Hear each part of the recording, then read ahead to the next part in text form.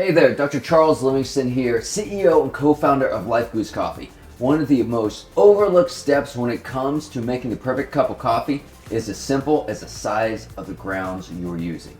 In this video, I want to give you a quick and easy guide to follow when you are making your coffee at home so you can have barista level brews in the comfort of your own kitchen.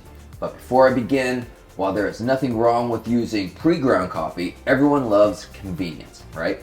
But there are a few advantages to grinding your own coffee beans fresh each morning.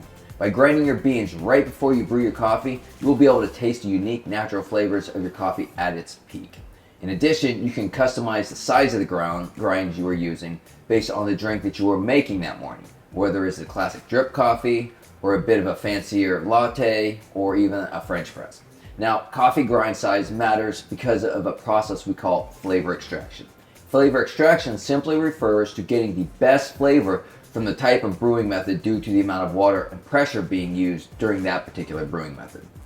Basically, if your grind size is too coarse for the brewing method you are using, your result will be what they call under extraction. And you might find that your coffee to be a bit sour or acidic or even salty tasting. With too fine of a grind, you get over extraction and your coffee will often come out with a muted or a dull flavor compared to what you really want. Each brewing method from French press to pour over has an ideal grind size in order to achieve a balanced extraction that brings out all the flavor notes and complexities of your coffee beans.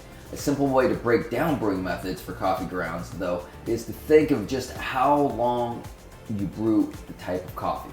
For longer brewing methods such as cold brew, which can take 12 to 14 to 24 hours, or a French press, which requires 4 to 6 minutes of brewing, you want a coarser grind.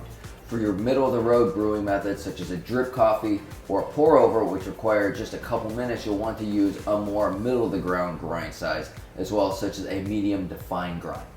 And if you're doing espresso or using a mocha pot, which only takes seconds to brew, go for the finer grind sizes.